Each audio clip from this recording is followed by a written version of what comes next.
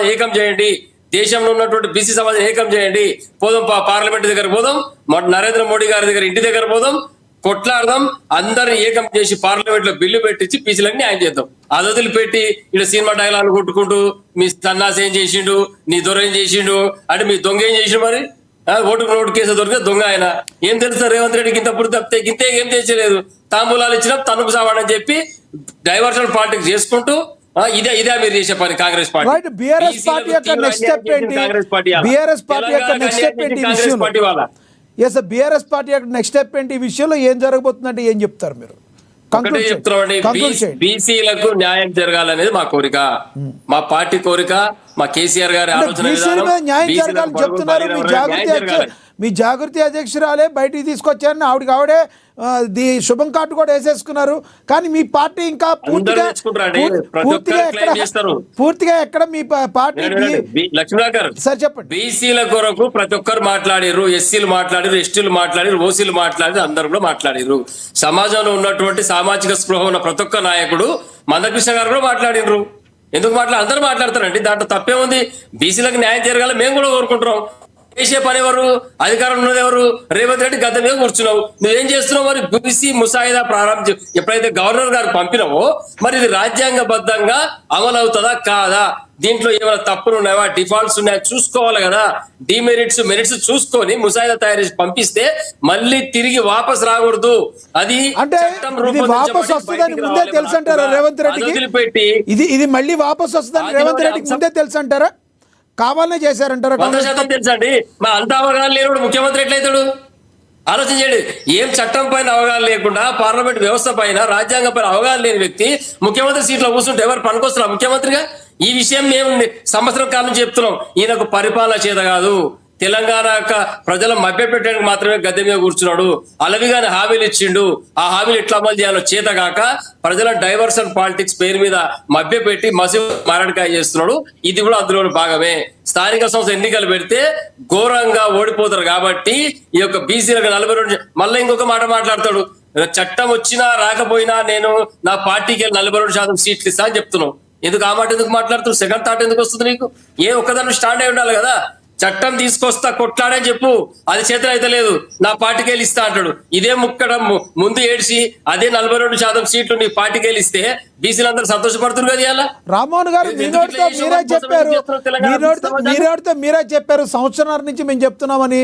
వచ్చిన 2 ఏళ్ల సంవత్సరాల నుంచి మీరు పరిపాలన చేత కాదు దిగిపోతున్నట్టుకి 10 సంవత్సరాలు పాలించిన మీరు 10 సంవత్సరాలు పాలించిన మీరు టైం ఇవ్వాలని తెలవదా మీకు? కొంత ప్రభుత్వానికి టైం ఇవ్వాలని తెలవదా మీకు?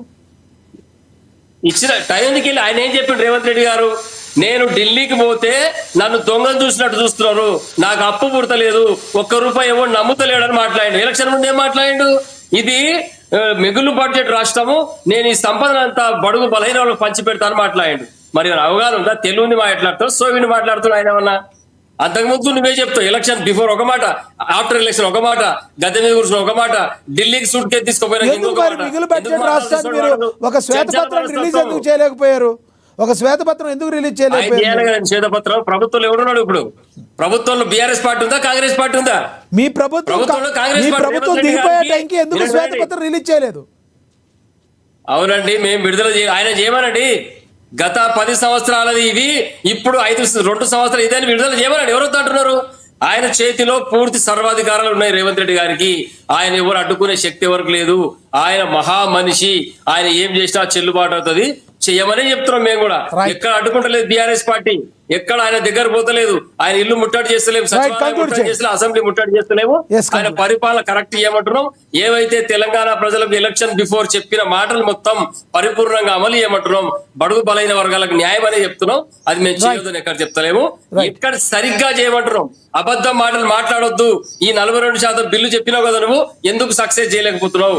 దీన్ని ఎవరు తప్పు? ఆ తప్పు రేవంత్ రెడ్డి గారు మాట్లాడాలి. ఇప్పుడు ఈ అడ్లూరు లక్ష్మణ్ గారు, వాకిటి శ్రీహరి గారు, ఇంకా మిగతా మంత్రులు మాట్లాడితే చెల్లదు. ఇప్పుడు ఇక్కడ రేవంత్ రెడ్డి గారు చెప్పాలి, నేను పలానా వ్యక్తిని వినండి, నేను పలానా వ్యక్తితో ఈ బిల్లు తయారు చేయించిన, ఇది ఫెయిల్ అయింది, నేను కరెక్ట్ చేసిన, హైకోర్టు కావాలని చేసిందని ఎవరైతే న్యాయమూర్తి గారో మరి ఆయన మీద సుప్రీంకోర్టు పోతాడు.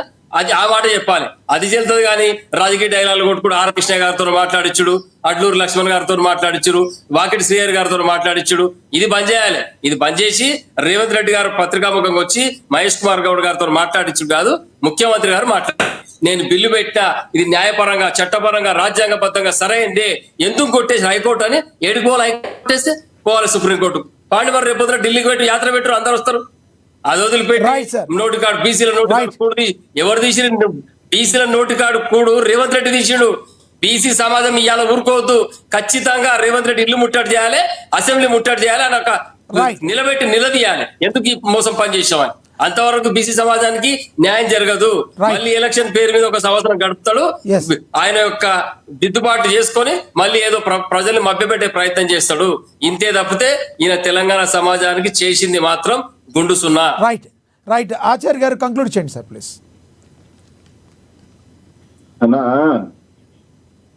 రామ్మోహన్ అన్న చెప్పినట్టు ఏం చేయలేదు, ఏం చేసారు ఇక నువ్వు చేసినందుకే 35-22 చేసినావు. నీకు పెద్ద సర్టిఫికెట్ ఉంది తెలంగాణలో, ఏం ఇబ్బంది లేదు.